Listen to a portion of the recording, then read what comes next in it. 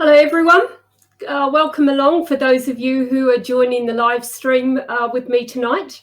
We're going to kick off very shortly. I'd like to thank Mandy Geary, who's joining me in the background and will be helping with questions. And thank you for just helping me along tonight to get this running and take you through DNA research methodology.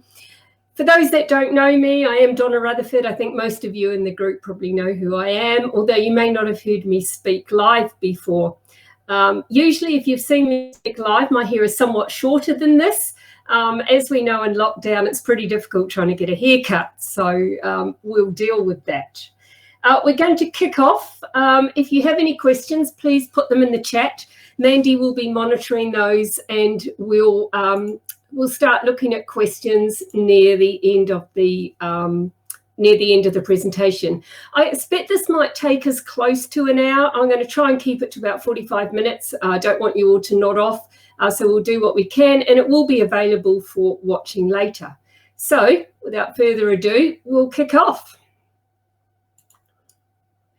So first of all, we're talking about researching and using methods to start researching our DNA matches for genealogy purposes. And we're going to be looking at basically 3 steps.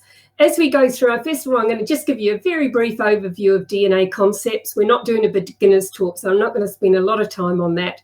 Then we're going to talk about clustering methods, why we cluster and how we do that, and then how we start building some research trees to help us with this research. And then we'll talk about how we bring it all together and we start confirming our trees and breaking down some of our brick walls. So some quick overview of some concepts for DNA based around genealogy. So all of our DNA comes from our parents. We get a random 50% of each parent, but it's not an exact 12.5% of each grandparent. So it's random at each generation. So I have 50% of my parents, but I recombine that is the term when I had my son, and he has 50% of my DNA, but it's not an exact 12.5% of each of my parents because it's been recombined before I pass it on. DNA sites give us our ethnicity, they give us our matches, and most importantly for this evening's talk, they give us shared matches. They also tell us if anyone's got trees, and they allow us to message our match. So lots of things for us to use on all the DNA sites. It's worth remembering it is possible that up to 33% of our matches are false positive, but those are going to be matches that are basically towards the end of your match list. So we're going to start using matches probably going down to about 30 centimorgans, and you may want to go a little lower than that if you need to, but we're going to, most of the research methods and methodologies we're going to use this evening are not down into those small matches where we might come across false positives. Science actually tells us that about 90% of the time we're likely to have a common ancestor with our match, but going back about 5 to 6 generations, but for matches greater than 30 centimorgans. So that means even 10% of our matches greater than 30 centimorgans, we may not have a common ancestor within 5 to 6 generations. So you can imagine how that drops off the further down our list we go. The things we're going to look at tonight, the things we're looking for with our DNA matches is the centimorgan amount, because you know that's how we measure our match and how closely related they are to us. They're shared matches. Shared matches are going to be very important for the concepts we're talking about tonight. And their trees, their profiles, so for some clues to their identity, which might give us their age, location, small bio about them, and a messaging system in case we want to contact our matches. Things for later that we won't be dealing with, hints until later on, hints, surname, segment data. They're not important for this methodology we're looking at this evening. So we're going to start with step 1, and step 1 is clustering your matches. And this is something that people have been talking about for the last probably 18 months, 2 years. It's a really good first step when you're looking at your match list. And all clustering means is grouping together matches based on who they share DNA with. So we're really looking at not just our match, but the people they also share DNA with that match and with us. Each cluster, each group of shared matches is likely to have a common ancestor with us and all be from the same branch of our tree. Now, not always, and we're going to look at some mystery clusters and why they turn up or what they mean later on. And you're actually the link to all the clusters. So all those matches on your match list, if you cluster them all together, the link between all of them is you. So we're going to start looking at clustering manually, because I think if we start clustering our matches manually, gives us an idea of if we're using an automated tool, we understand the concept behind it and why it's doing what it's doing. So we're going to have a quick look at doing it manually ourselves. And we'll use a color coding technique, which I absolutely love. For those that know me, probably no surprise to know that my bookcase is color coded. I'm quite a fan of color coding because I quite like that visual aspect of looking at a list of things and being able to see the groups pop out. Now, the method we're looking at is being blogged about by Donna Leeds. Donna is an American, and you can read about it. If you Google the Donna Leeds method or the Leeds method, you'll be able to read more about this methodology online. All it requires is a list of your matches and a way to color code them. So you can actually use a piece of paper and some colored pens, some colored pencils, or use a spreadsheet. Now, I'm using a spreadsheet tonight because my writing is atrocious, and I really wouldn't want to show you some of my written lists. I wouldn't even probably know what some of the names would be myself. So first of all, what we need to do is make a list of all our matches, and we can use any of our matches from all the sites lumped together, from our siblings when we don't want to pull all those matches, put them all in one big list. And the most important thing for clustering is we must find all their shared matches. And each of the sites have a way of finding the shared matches. So I'm just briefly going to show you so you know where to look. Now, Ancestry, when you open up the match page, you'll see trees, ethnicity, shared matches. So you click on the shared matches and you'll see a list of all the people that share DNA with you and that match that you've looked at. At MyHeritage, you open up the match page and then just keep looking down the page and you'll see a section called Shared DNA Matches. Now, I do find at MyHeritage, sometimes that particular section takes quite a while to come up, and you might have to scroll up and down a couple of times, and suddenly the shared matches will appear. So it can just be that this part of it is the slowest part when you open up the match page. At 23andMe, as you open up your match, you'll find a button at the bottom and it will say Find Relatives in Common. Click that button and up will come the page with all the people that match you and match that person that you've selected. At Living DNA, now Living DNA is starting to roll out matches now and having quite a success with that. So if you haven't looked at Living DNA for a while, I suggest you go and have a look, find some of your matches there. When you open up a match, look down, you can see this particular match has 4 shared matches as well. So you can also find your matches and your shared matches at Living DNA. Now, at GEDmatch, there's some good tools in the Tier 1 section, but if you're not a Tier 1 user, you can use a tool called People Who Match 1 or 2 kits. Now, this isn't particularly shared matching. There's a lot of people where they might share matches, but not really sharing DNA. But it's a good start. You can put in a kit number of your match and see who else you and they have on your match list. So now we're going to go through an actual example. So we start off by making a list, and I like to make my lists in spreadsheets, but as I say, you could just write down your matches on a piece of paper. So I write down the match name and the centimorgans. Now, in case anyone thinks I'm breaking some privacy problems here, I'm not. These are all fake names that have been generated to use instead of my match list. So these are the names we'll be using tonight. They are real matches, but they've just been designated with a fake name. So we're going to start with Lara. Now, we always start, when we do clustering, we never start with our close family or our first cousins. We want to go down to about the second cousin level, and I'll explain that later on. We want to start round about 400 centimorgans. We don't want to start further up the list. So I'm going to start here. My highest match in the second cousin is my paternal first cousin once removed. It's my dad's first cousin, and we'll talk about how he's really helpful in a minute. But I'm going to start the next one down. So Laura Allen. Laura Allen matches me at 290 centimorgans. So on my spreadsheet, next to her, I'm going to start a new column. I'm going to call it Cluster A, and I'm going to colour it in blue. And then I'm going to go to the site, and I'm going to call up Laura Allen. Here she is. She matches me at 290 centimorgans.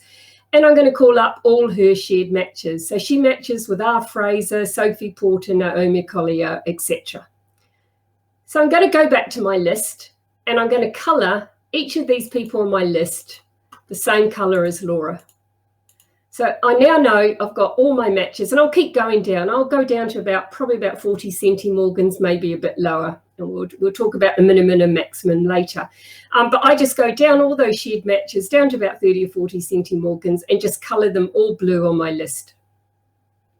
Then I want to look for the next person down that hasn't got a colour. So the next person down is Alicia Hughes. She hasn't got a colour. So I'm now going to go to Alicia Hughes, and I'm going to start, I'll find it somewhere. I'm going to colour her yellow. And then I'm going to do the same thing. I'm going to look for Alicia in my match list, click on the shared matches, find all her shared matches, and just colour them all yellow down my list. And I'll call this cluster B. Now you can see I've got a lot of people in cluster B, and that would already give me a hint as to where this cluster might fit in my match list, because my mother comes from a family of settlers in New Zealand, and oh boy, we have a lot of matches on Mum's particular settler side, and because they've all married into the same family. It was a very small area as they populated my small part of New Zealand. So I always know if I've had lots of matches, it's likely to be that side. But anyway, let's keep going. The next person down the list without a colour is Ken Marshall. And so I'm going to give him a new colour. And I gave him purple. And here we are on the match list. I'm calling him cluster C. And he doesn't really have many other shared matches. They're much further down. There's two or three more purple people further down the list. And then I'll just keep going. I'm going to choose the next person without a colour. So if I go down, they're all yellow, they're all blue. Ken Marshall is purple. Miriam Walker is yellow. I've got Darcy Russell. So Darcy Russell, I'm going to start a new colour, cluster D, and I'm going to start adding in all the greens. Now you'll see something interesting turn up here. Cameron Hartley is in both my blue cluster and my yellow cluster. And I'm going to explain more about Cameron Hartley later on and why he is like that. Now, normally, if I see a crossover like that, I would say that's all part of the same cluster. But actually, in this case, of all the blues and yellows, he was the only person that was in both. I did find another cluster of yellow people here. Amelia Clark was in both yellow and green. So what I did there is I just combined, and there was lots of yellows and greens that were in both clusters. So I just made that one cluster, cluster D. So here's my clusters that I've made on my spreadsheet, color-coded, all these matches. Everyone down here has a color and is in a cluster. And I've ended up with about 6 clusters. That's probably about normal for a UK kit that would be looking at that amount of clusters. But somewhere along the line, I now need to figure out which side of my family these clusters come from. And ideally, we'd want to have about 4 clusters here, 1 for each grandparent. So at the top of my match list are all the other people I've tested. I know it's a lot. DNA is my hobby. I have tested all these people, but you can see here, for example, my paternal first cousin, my dad's first cousin, he matched everyone in the green cluster. So I know, for example, that this must be my paternal grandfather's side. I see I've tested all my uncles. These are all paternal uncles, a maternal uncle, my mother, and of course I've just coloured them. Anyone who matches them must be paternal or maternal, but they can't really split me any further. For example, if I use my mother to cluster on, I'd only have 2 matches, everyone that matched her and everyone who didn't match her. So I'd only have 2 clusters, paternal and maternal. Oh, it's a good start. But if we start to work and ignore those people and start about second cousin level, then we're going to get hopefully down to about 4 clusters of grandparents. Now, because I know my other paternal people match cluster A, and I know this matches Dad's first cousin, this must be my paternal grandfather's side, then obviously my other cluster of paternal matches must be my paternal grandmother's side. And then that just leaves me with my mother's side. Well, I had sold some matches, and I know these are definitely on her father's side. These are all the settlers. And I also know I don't have many matches on the other side of her tree, which is her mother's side. There was very few family there, so we don't have a lot of matches on that side. So I can immediately notate my clusters with maternal grandfather and maternal grandmother. You might not be able to do that to start with. You may only be able to say, well, I know these ones are paternal and I know these ones are paternal and these ones must be maternal. And you're going to figure it out as you start building trees. And of course, within the cluster, there's other smaller clusters and smaller groups of shared matches, because in the paternal grandmother's cluster, for example, there will be matches that match my paternal grandmother's maternal side and my paternal grandmother's paternal side. So there are going to be some, further back. And if we started further down our list, we would get probably clusters that we could align to great-grandparents rather than actual grandparents. But we need to build a tree to figure all this out. Clustering is just one step in all of this. Well, why do we not start with the higher matches? Well, if you start with yourself, you'll only have one cluster. You're the person who links all those matches together. So no point starting with yourself. Start with your parents, and you'll just have two clusters, one that matches a parent, one that matches the other parent. If you start with a sibling, it's not going to work at all, because your siblings are going to have matches on both sides of your tree, so it's not going to help you do anything. But always remember to put your, if you're making a list or using a spreadsheet, put your siblings' matches in as well. Start at around about 400 centimorgans. This is really the best place to start when you're doing this type of clustering. And when you want to try and get 4 grandparents, you want to start around 400 centimorgans as a match. You might need to play with a limit to go down to. If you go too far down your list, you'll just get a whole mess and lots of clusters, and you get down to about 25 centimorgans, and some of those people may not share with anybody else. So you've suddenly got about 20 clusters with 1, maybe 2 people in them. So it's not really going to help you too much. Go down to about 40 centimorgans or 30 centimorgans. If you read the Donna Leeds method, I think she talks about going to about 90 centimorgans. Now that's fine if you've got a large number of second and third cousins, but typically in the UK we don't have a large number of second and third cousins, if any, in our match list. I mean, some kits I look after only start at 4th cousins. So your close family will help you work out which clusters might be paternal or maternal. So if you have tested a parent or uncles or your parents' first cousins or some of your second cousins or your own first cousins, they can help you work out which of the clusters belong to which side. So we're going to look at other clustering methods as well. So that one was really based on the Donna Leeds method, and you can do it yourself, as I say, on a piece of paper or on a spreadsheet. I'm also going to look at what you can do with it once you've got it on a spreadsheet or a piece of paper, and another way of looking at this cluster. And we can look at it in type of a matrix. So everyone we've listed, all our matches we've listed down here, we could also list them across the top of our page. And here's Laura Allen, our 290 centimorgan match that we started with in cluster A. She, of course, matches herself, so she's blue. And then she matched R. Fraser and Sophie Porter. But we could also block them out going across the page as well. We end up with all these different blocks of colours of who matches who in our cluster. Imagine if we managed to bring all these together. So if I moved R. Fraser and Sophie Porter up underneath or next to Laura Allen, and R. Fraser and Sophie Porter up the page underneath Laura Allen here, we're going to end up with a matrix that looks like this. And that's all we've done, is we've created, if you've seen any of the automatic clusters, any of the auto clustering that the sites give you, or you've used Genetic Affairs to do, that's exactly how it works it out. But it's much quicker than us having done it all manually and going through those lists and colouring all the cells in. Now here's Cameron Hartley, and I'm definitely going to tell you why he matches both maternal and paternal clusters.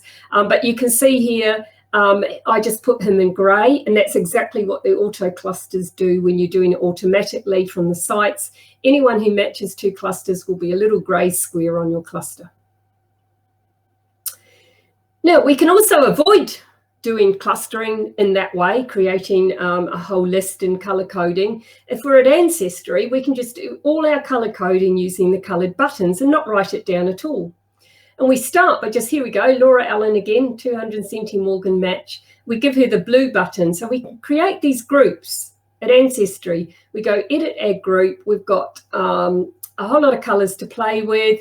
We choose a button. We can actually give it a name as well. If we know who the common ancestor might be, we might say, well, we know this is our maternal, my paternal grandmother's side, and I might just notate it as that if I have done the manual clustering as well. And here's all her matches, R. Fraser, Sophie Porter, and so on down the page. And I've just gone down and given them all a blue colour. And of course, here's Mr. Cameron Hartley, who also, this is my paternal side, also turns up here, and of course he's notated as mother's side because my mother has tested.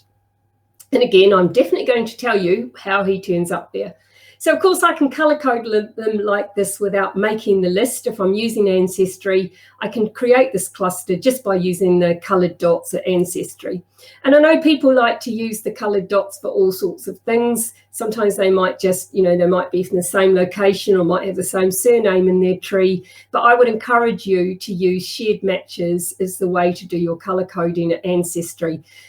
Because the names of peoples in the tree can be a bit meaningless. For example, one of my matches is called a Rutherford, and I was quite excited because I don't have many Rutherford matches because I come from quite a small Rutherford family. But actually it was a match on mum's side, and he just happened to have some Rutherfords in his tree as well that weren't connected to our Rutherfords at all. So my only Rutherford in the match list is on my mother's side and nothing to do with my father's Rutherfords. And here we go, cluster B. I just go to the next person, Alicia Yu. She was in the yellow group. And I've done exactly the same here. I've gone to her shared matches and coloured them all yellow. And you can actually, at Ancestry, if you've coloured these dots, you can just filter on them as well. In the filters at the top of the Ancestry page, you can call up your filter, and you can call up your groups here and just choose which of your groups you want to look at.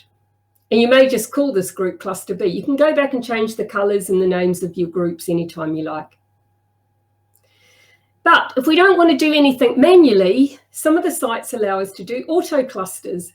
And this is one of the tools at MyHeritage. At MyHeritage, they have auto clusters, and you can just do it automatically from the site.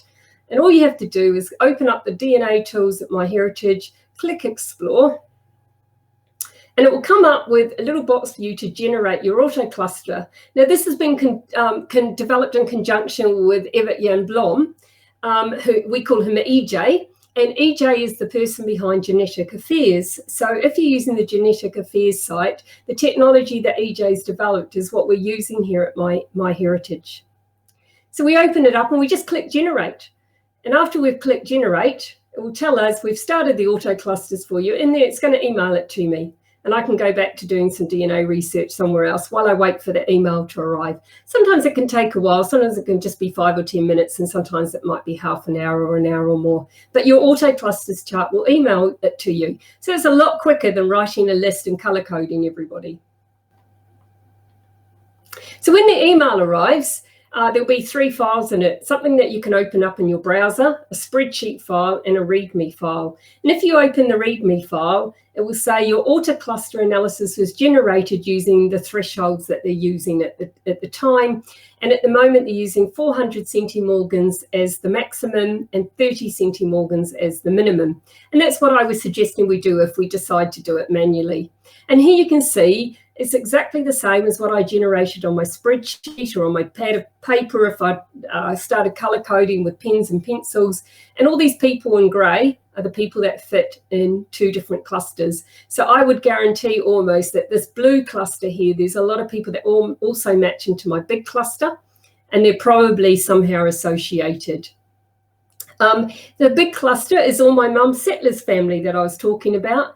And all the people that are probably at Ancestry and MyHeritage will fall into this cluster. And many people at Ancestry who have uploaded to MyHeritage, they will be the people that are in my cluster B, the orange group. And here they'll all be in here, plus all the people who have tested at MyHeritage, of course. So how can you get an auto cluster if you test on the other sites? Well, Ancestry, unfortunately, you can't anymore. 3 weeks ago, I would have said this is fantastic for Ancestry. You can go and create your auto cluster using the Genetic Affairs third-party site. You give them access to your kit. They go into Ancestry and they'd pull out all this auto cluster for you. And that would save you hours of using coloured dots or writing your list or using a spreadsheet. But unfortunately, Ancestry at the moment has been, you probably all know, has been suffering with some slowdowns on their sites, and they've actually sent cease and desist letters out to all the third parties that access their site in some way to help rectify some of the site slowdowns they have, which is perfectly fine and a sensible business decision by Ancestry. Unfortunately, it means we can no longer run a Genetic Affairs report automatically over Ancestry. But we do have the coloured dots to use there, so it's not all bad news. You can use genetic affairs auto-clustering for, well, actually much more than auto-clustering. Genetic affairs is a fantastic site. There are several other sites that can do clustering as well, but I definitely recommend EJ's site. The technology and the methodology that he's developed are fantastic. And you can use this for family tree DNA and 23andMe. And at GEDmatch, also, this tool is also available at GEDmatch, but you need to sign up for the Tier 1 tools, which is a donation for a month, and you get access to all the Tier 1 tools, and the auto-clustered tool is under there as well. So if you're using a GEDmatch user, you can also do this at GEDmatch. But I want to move on because just doing a cluster isn't solving any of our genealogy. Sure, we've got some nice coloured clusters, we've grouped all our people together, and it is really fun doing it. And it's really, you get a really nice visual sense of where your matches, where your matches are. I know I've got a whole lot on Mum's settlers side. I don't have very much on her mother's side. I can see where my dad's, my paternal groups are. That's really nice, and it gives us something to kind of focus on. If there specifically is a particular area of our tree we want to research, if I wanted to really delve into my dad's maternal side, I know where those matches are that I need to concentrate on. But we really need to move on to doing genealogy, because without genealogy, our clusters are just really pretty lists with coloured, lots of coloured pictures, lots of coloured in cells.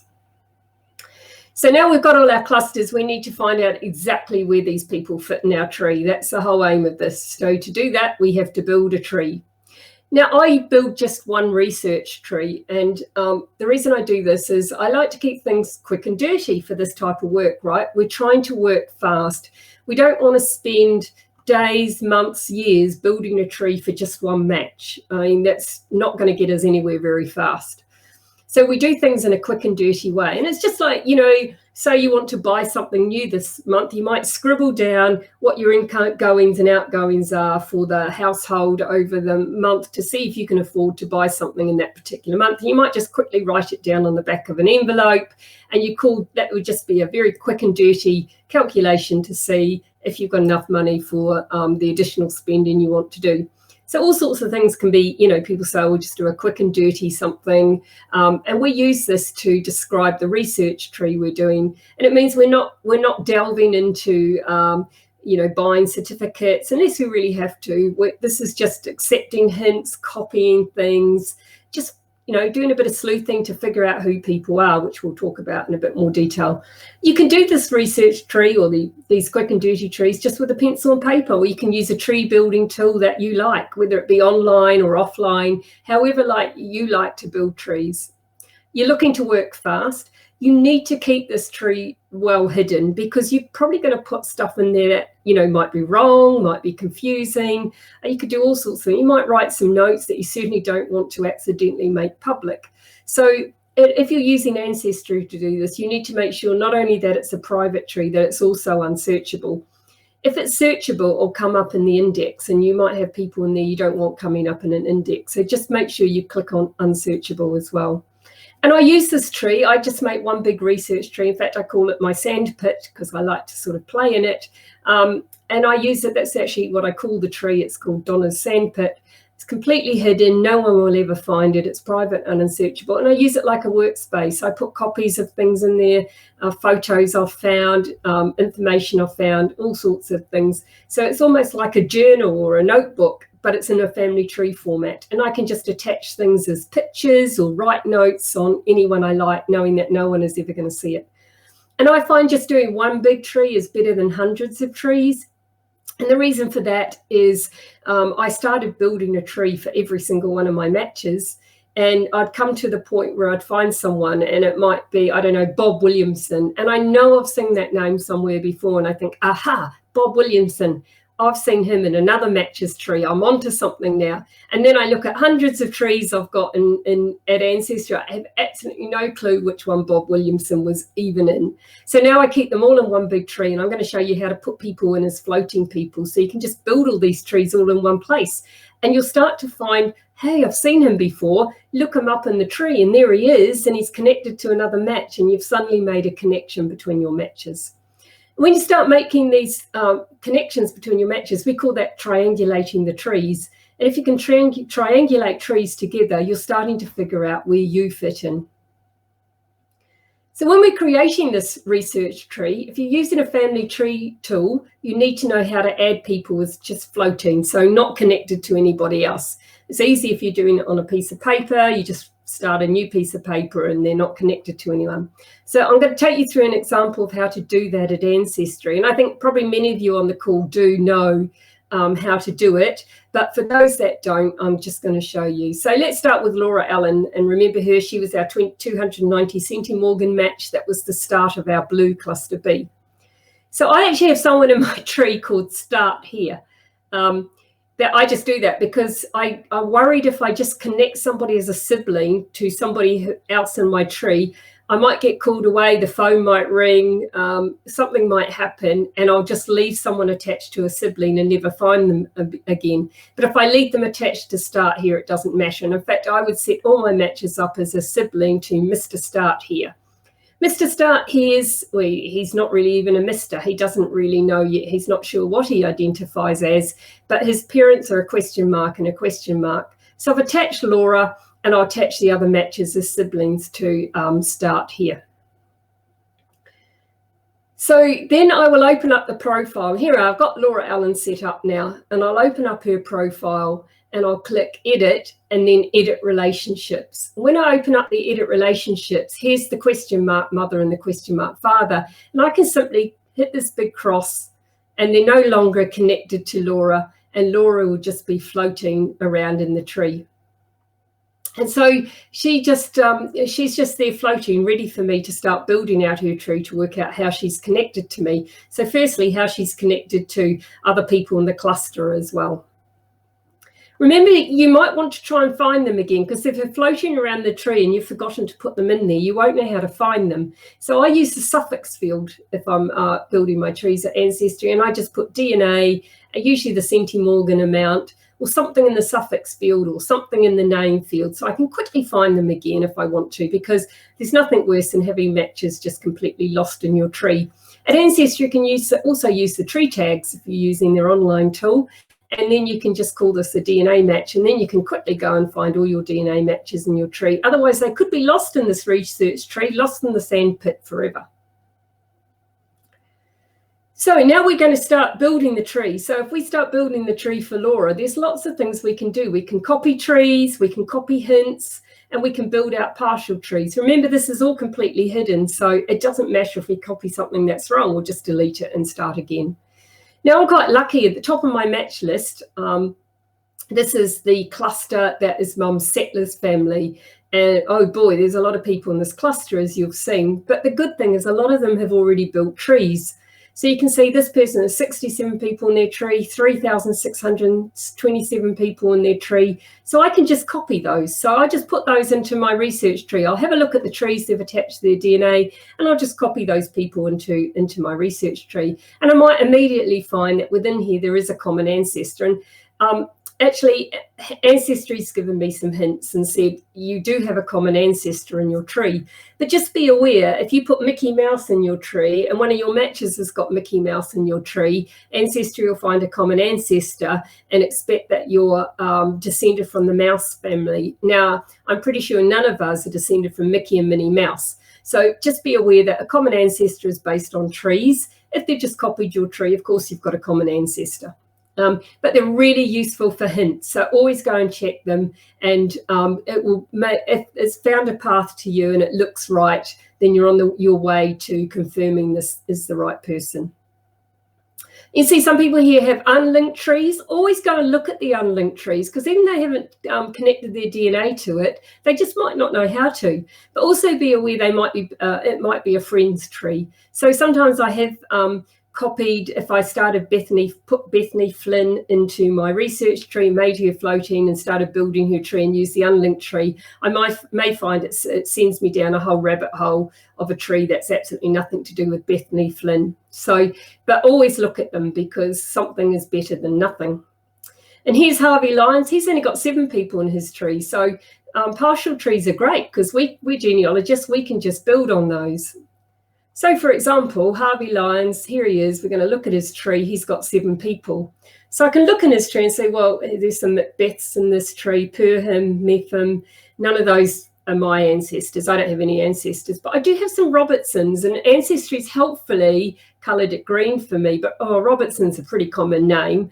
But I might want to now put him in my tree. So I'll put Harvey Lyons in my tree with his parents and his grandparents and just see if I can find who Mary Robertson is. So I can find a hint for a Mary Robertson born in 1870, and it's a New Zealand birth index. That looks good to me. New Plymouth, that's where I'm from. And I go and have a look, and I'm sorry I'm showing you New Zealand records here, but I go and look in the New Zealand records, and there's Mary Robertson being born in 1870, and her mother is Matilda and her father is Thomas Robertson. So I can build that out, and I can find Thomas and Matilda Cran. So here I am, Mary Robertson. I've built out the rest of the tree. I haven't worried too much about the rest of the people. They're ready to go. I would click all these potential fathers and mothers just to build it out quickly. That's why we call it quick and dirty. And here's Thomas and Matilda Cran. And indeed, Thomas and Matilda Cran are my 3 times great-grandparents. Here's Thomas Robertson with his horse. But we've all had this happen. We've got a new match, but they don't have a tree. And we think, oh, well, that's a dead end. Well, it's not a dead end, but we do need to remember not all matches have a tree, because not all matches want to build a tree. Everyone who's got a DNA kit may have got it as a gift. They may not know how to build trees. They may be new genealogists. They're not interested in building a tree. It's their right to do whatever they want with their DNA test. But of course, if they're in our match list, we can cluster them so we can work out which side they're on, even if they don't have a tree, and then we can start to do some sleuthing. Do remember that not all matches use their real name. Not all women use their maiden name. And some people just have initials. And I have actually solved plenty of matches that just have initials just by doing some sleuthing, believe it or not. And sometimes I think it's better if a woman don't use their maiden name, because I'm having to do some sleuthing on them. They're easier to find in the records. If they're living, it's easier to find them in the records, usually under a married name. So we're going to learn to do some sleuthing, because we've put somebody in our tree and they haven't got a linked tree. They haven't even got an unlinked tree. They're just a person. So there's lots of ways of us trying to find them. The reason we're trying to find them is we want to build the tree for them. Social media is absolutely fantastic for this. Facebook, LinkedIn, Instagram, Twitter. Lots of our matches use all these sites. We just have to find them. Google, especially if we've got an email address. Now, in fact, the initials I solved it by using a Google search. I actually recognized the cluster that there was a guy with the initials BC, and it was managed by a lady, and he was in a cluster of people from the Cran family. And so I supposed that maybe whoever she was managing this DNA kit for, it might be someone from my Cran family. So I just Googled her name and then put Cran after it. She didn't use her full name as managed by. It was just a funny sort of name, but you could kind of work out the way she'd written it, what her real name might have been. So I just Googled it, and I found her in a newspaper. She'd gone to the newspapers about some noise in the street, or the noise coming from the neighbours. And as I followed through some of the newspaper reports, she actually commented that her husband, how he felt about it, and used his name. And of course, his name started with a B. So I was pretty sure that I had found the right couple, and I'd found who the initials were. Check on another DNA site for more info.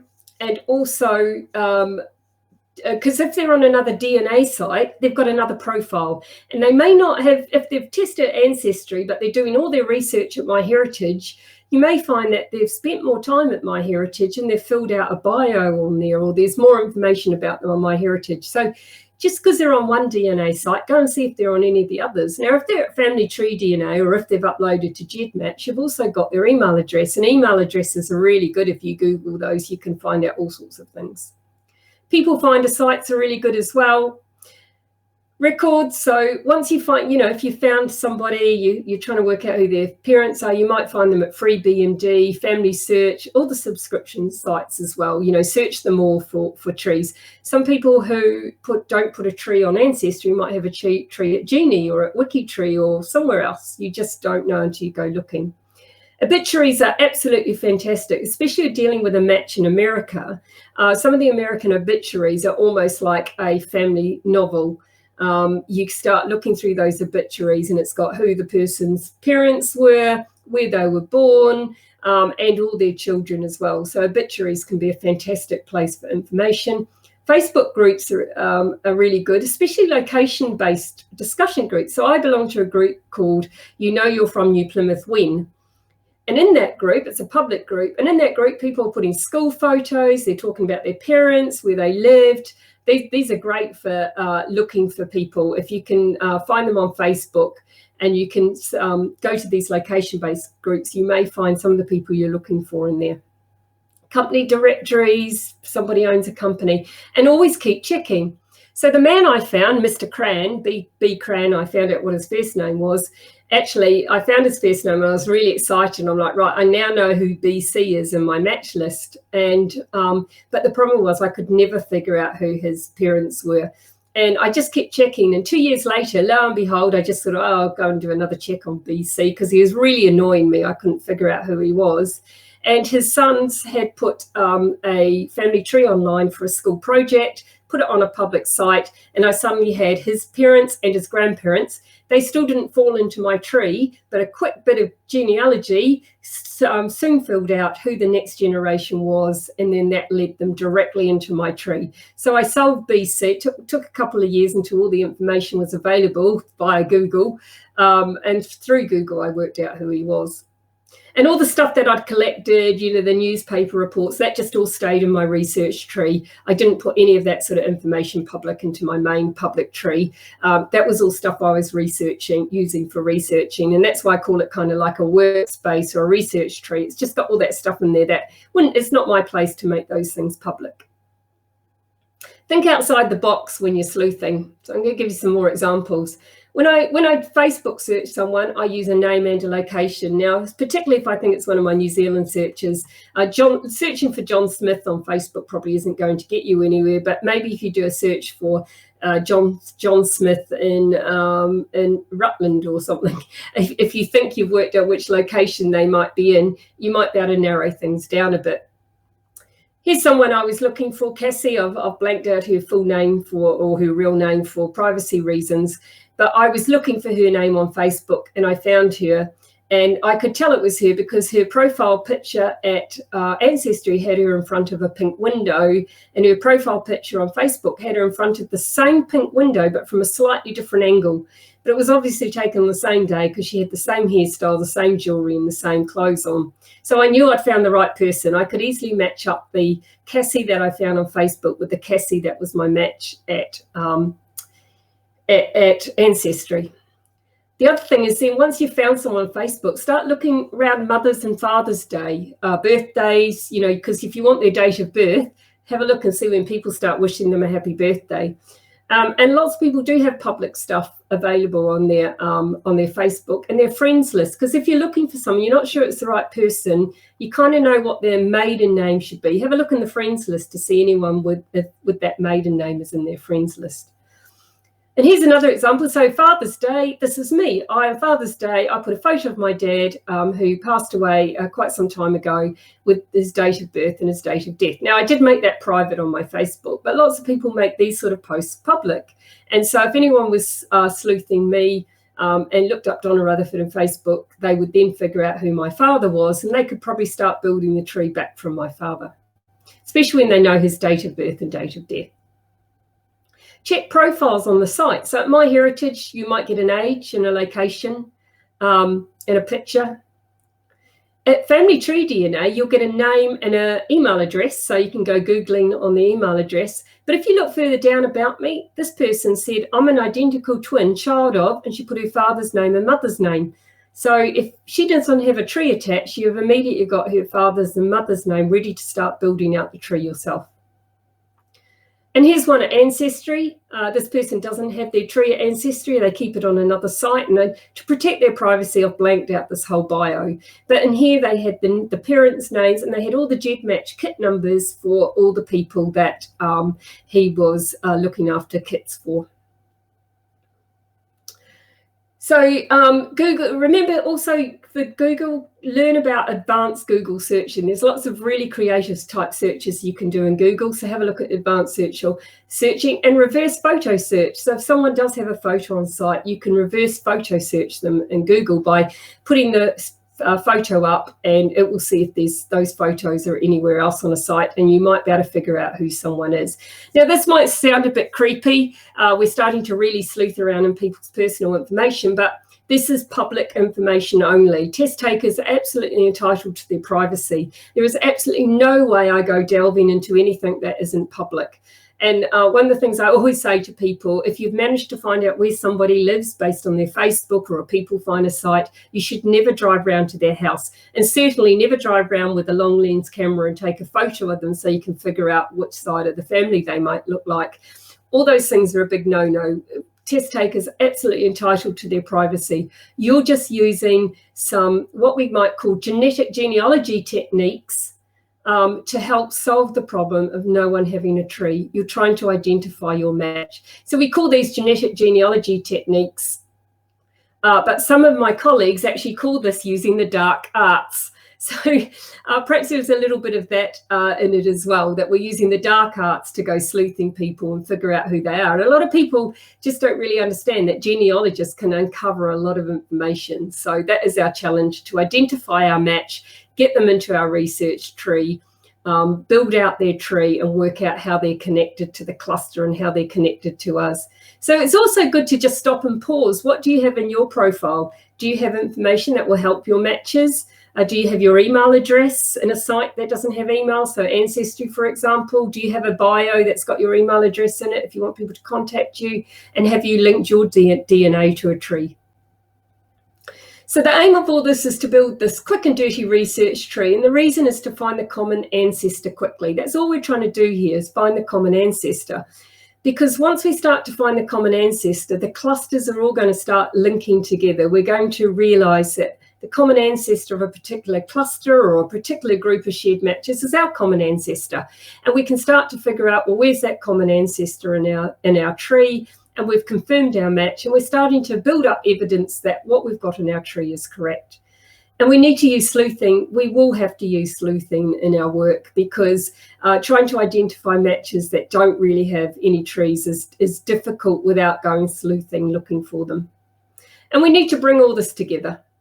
While we're bringing it all together, we are going to come across some mystery clusters, and we're going to have a cluster of people or a group of shared matches that we can't figure out. A match in a cluster match you and most of everyone else in that cluster. So some people, you'll see those clusters all have gaps in them when you see them visualized in a big box. That's not everybody in a cluster matches everybody else. But everyone who are shared matches to each other generally have a common ancestor, but that's not always the case. And here's an example: Bob, me and Fred and Bob. We might all be shared matches. So I call up my match to Bob, and Fred's in there. We all match each other. But I could match Bob via the Smith family. Bob could match, and I could match Bob through the Smith family, and I could match Fred via the Brown family. And Bob could match Fred via the Jones family. But Bob and Fred in this example don't share any DNA. I don't share any DNA with the Jones family. I have no DNA from the Jones family. But all these people come up in my shared matches, and it's because there's 3 different relationships going on. So just be aware, because I match them all and they match each other, they'll all be in the shared matches, but I won't match via here. So it's not all one common ancestor. In this case, there could be 3 common ancestors. It is likely we're probably all from a common line. We're probably all from a place, for the fact that we're all connected somehow. It could be through a location or an area. But it does mean that not everyone who shared matches definitely do have a common ancestor. Oh, and I was going to tell you about Cameron Hartley. So remember Cameron Hartley? He matched in my maternal cluster and my paternal cluster. And we need to figure out why. So I've built out his tree, and one of his ancestors here, William Henry Cran, he's the mother and father of this particular ancestor of Cameron Hartley. And again, I'll remind you, I'm using fake names here. None of these are real people. This tree is real. And here they are. I know that Samuel Cran and Samuel Parent are on my maternal side. They are my fourth great grandparents. So I know he connects to me on my maternal, and that was cluster B. So I know that's how he's connected to me. But when I look down the tree and I look here at Samson Roberts and Elizabeth Googe, they are actually my 3 times great grandparents on my paternal side. They're from Cornwall. Samuel Cran and Sarah Kerr are from Dorset, and this couple met in New Zealand. But one is a descendant of my maternal ancestors, one is a descendant of my paternal ancestors. So, of course, my mum and dad aren't related. And some people, when they see these sorts of things, start to worry that there's some relationship between their parents. Of course, there isn't. It's just that the ancestors of both sides of my family have married, and their descendants share DNA with my paternal side and my maternal side. Now, I'm briefly going to tell you about the Hull mystery, because I think a lot of people have this happen. They'll have a mysterious group of matches. So I might have a whole cluster of people, and I build out their tree, and they all match back to a common ancestor that definitely isn't in my tree. Now, in this case, I had a whole lot of matches from Hull, and I immediately was quite arrogant about this. I thought their tree must be wrong. I'm a genealogist. Of course, my tree is right. And to be fair, my tree is right based on the paper trail. So I couldn't understand why all these matches went back to George Ashton and Jane Ashton. Here they are in the 1871 census with their children, Charles, Benjamin, George H. and Sarah. And they're all living in Hull. In fact, they're all living in 4 Sherwood Square, Marble Street, Skullcoats, Hull. And I suddenly had a bit of a thought that this looked quite an interesting address, and I thought I'd seen it before. Now, because they're all from Hull, my mum's grandfather, here he is here, John Dring, and his wife, Alice, she was Alice Longstaff. In fact, they were first cousins. He came out from England, from Hull, met her in New Zealand. He knew her because she was his first cousin. He'd fallen in love. He followed her to New Zealand, and they married. And so I called up his birth certificate because he was born around about this time. And I don't know if you've spotted it here. Some of you may have heard this story before if you've been to some of my talks. But here he is. He was born at 2 Sherwood Square, Marble Street, Hull. So, of course, the mystery is, how did I get the DNA of the neighbours? So I think we can probably all imagine how that happened. And in fact, Robert Dring wasn't in fact John's father. And we believe it's probably Charles, the oldest boy, who would have been about 19 at the time, was in fact the father of my great-grandfather, because all the matches go back to that same couple. And I have, unfortunately, you noticed I said they were first cousins. It kind of masked the fact that I was missing some matches on John's side because they both come from the same family. So it was a difficult one to solve, but it does show how when you get these mystery clusters, there is something in it. You just need to solve it. And this is how we break down brick walls. And we're not going to, we've nearly, time is nearly up. And I know, thank you for listening this far, for those of you who are still with us. But we also use the same methodology to find unknown parents and grandparents. In fact, we use this methodology for forensic work, for adoptees, foundlings, donor-conceived people, and even if we're just looking for an unknown grandparent in a tree, we use the same methodology.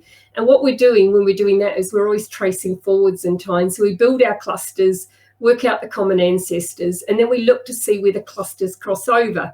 So where cluster A marries someone in cluster B, that's the next step down when we're building forwards in time. We trace from that link forward to find the unknown grandparent or the unknown parent.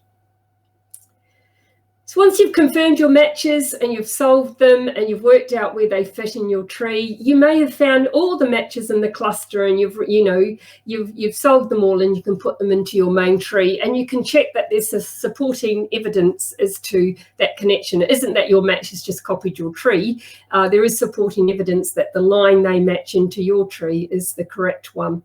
Always make sure that the centimorgan amount confirms the relationship to your match. So if you found a 10 centimorgan match and you think they're your second cousin, then you actually have a mystery to solve, because second cousins match a whole lot closer than 10 centimorgans. So always make sure you check that. And it's just confirmation bias if you say, well, I found the paper trail, so it must be right. That's not actually correct. There could be something else going on as well. So always make sure that when you've confirmed a match and put them in your tree, that the centimorgan amount matches what the relationship is that you've found. So just in summary, we talked about clustering your matches. So I like the clustering because I think it gives us that visual way of seeing all our matches instead of just a whole list of names and centimorgan amounts. And even if we can't solve all the matches in that cluster, at least we know where they fit in our tree. And maybe some information will come up later to get us closer to working out who some of the unsolved matches are. I like to try and solve every one of my matches from about 30 centimorgans up. They're all in clusters, and there's some of them that I haven't been able to solve yet because I just don't have enough information, or they've got a name like John Smith and my sleuthing hasn't figured them out yet. But at least I know where those matches fish in my tree based on the cluster they belong to. Build your research tree. A cluster is just a list of coloured pictures or coloured cells. If you don't build the research tree, the research tree is what makes it all work, because that's how you're finding out how these people fit in your tree. Confirming your branches or breaking down your brick walls is all because you're doing genealogy. And then remember to confirm your match. And because, you know, if the match might be just only a half match, if they don't match enough, always consider that maybe there's something else there, that they only match one grandparent and not both, or something like that. And then you just repeat this, and you just repeat it again, and you just repeat it again. So all this methodology, we just keep repeating. We find the match, we identify the match, we build the research tree, and then we add them into our tree. So that's it. I'm 5 minutes off speaking for a whole hour, so I hope everybody got something out of that. I'm going to ask Mandy Mandy Gary is helping me tonight, ask her to come in, and she's been watching some of the questions you might be asking, and I hope you've all enjoyed it. Hi, Mandy. How was that? Hi, Donna. That was fantastic. So we've got about 95 people still with us. So Thank you for sticking in there, guys. So we've got a few questions. So Mary McCarthy has asked a couple of questions. She said at first you mentioned Laura Allen. So if Laura Allen has also tested or uploaded to other sites, would you add them to the same cluster? Yes, I would. So I would bring, if I can find Laura, and I would call her like a bridge match. And I call it a bridge match because I know who all her shared matches are on one site, say Ancestry, and she's uploaded to MyHeritage and I can identify her there. Then I've got a whole lot of more of her shared matches to put into my pool. So I would add them to my list as well, for sure. As I'd have to make sure it's exactly the same Laura Allen, of course, but sometimes you can tell that because other people in that cluster would have also uploaded to MyHeritage and be a shared match there. But absolutely, I increase the cluster with as many people as I can, including if you've tested a sibling. Make sure if they tested the sibling and Laura Allen matches my sibling, then I'd actually bring in all the matches where they match my sibling as well. Great. We've got another question from Sarah Moss. She said, my mum and her full sister, who are 88 and 93 respectively, have both tested and want her to try and identify who their mystery great-grandfather is. As their siblings, will it help if she combines their shared matches from all the sites to create a spreadsheet? Yes, and yes. Definitely, because if you've only got 5 shared matches on one site, but there's 10 on the other site, you're limiting yourself if not bring them all together, because you might solve one of the, say for example, you might solve one of the MyHeritage matches, and they're all in the same cluster, so you can kind of say, well, I might not be able to solve them all, I might not be able to identify them all, but at least I've got a big pool of them to try and work from. So out of 10, you might solve 3 or 4 of them. They've all got the same common ancestor, and you can assume that the others are going to come from that same common ancestor. You just might not find that match. Okay. John Shelley said, too many questions. The research tree, if you're importing other trees, would it not become enormous? I'm yes. sorry about my doorbell there. That's quite all right. Yes, it might become enormous, but if you've solved a match, you can just delete them out of the research tree if you don't want them in there. What I find is as I'm building them out, because firstly, I don't necessarily know where they're going to connect. So I might build a match out 4 or 5 generations just really, really quickly. Like sometimes I can build a 4-generation tree in 5 minutes. Just click the hint, yes, yes, click all the potential ancestors if I'm doing it at Ancestry. And then if I hone into the side that I want, and I can see that, one side might be German, and I know I don't have any German ancestry. So I would just ignore that part of the tree and not build it any further. So yes, the tree can get enormous. I haven't looked to see how many people I have in my research tree, but yes, it is enormous. Great. Vivian Pascoe says she's found common ancestors, but how does she work out how we fit in? So this is obviously what your topics have been about tonight. So she, I don't know if she's managed to catch the whole of the presentation, but I presume if she listens to this again, and hopefully that's going to help her. Yeah, so if you've found a common ancestor and that common ancestor doesn't fit in your tree anywhere, it's a bit like my Hull mystery, that I found I found a cluster of matches or a group of shared matches that all went back to people in Hull that weren't in my tree. So I found a common ancestor, but it was meaningless to me because those common ancestors were not my common ancestors. But that made me start thinking, well, actually, who are these people? And then I realized they were the next door neighbors. And so, you have to ask yourself, how do you get the DNA of the next door neighbors? Well, you can't get it by going to get a cup of sugar. Something else has to happen. Right. So, Vivian also went on to say, what do you do when you can't find common ancestors for your cluster members?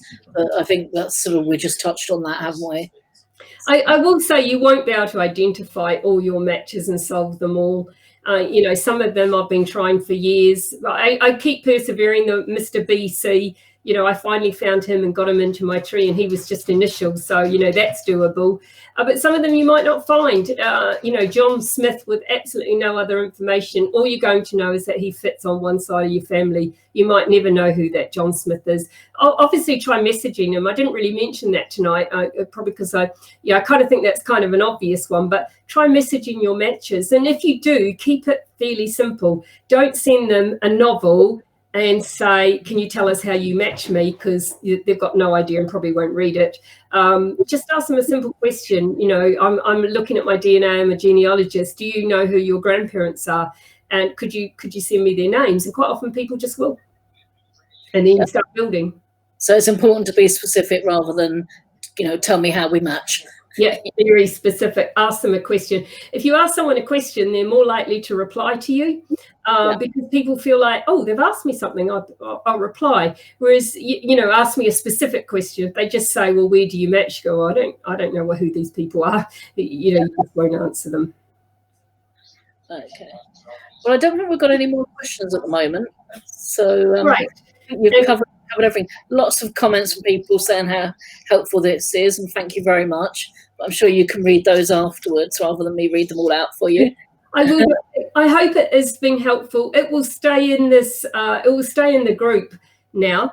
The one thing that happened is because I had the slide up saying I'll be starting in 30 minutes time. If you are watching it back, you'll need to fast forward through 30 minutes to start. I'm going to have a look and see if I can cut that 30 minutes out. So I apologise for that. If you're going back to watch again, you'll need to fast forward 30 minutes to get to the start of the presentation. I'd like to thank Mandy for helping me. Thank you so much, Mandy. No problem. Thanks Thank you, everybody. See you all for the next one. Bye. Bye.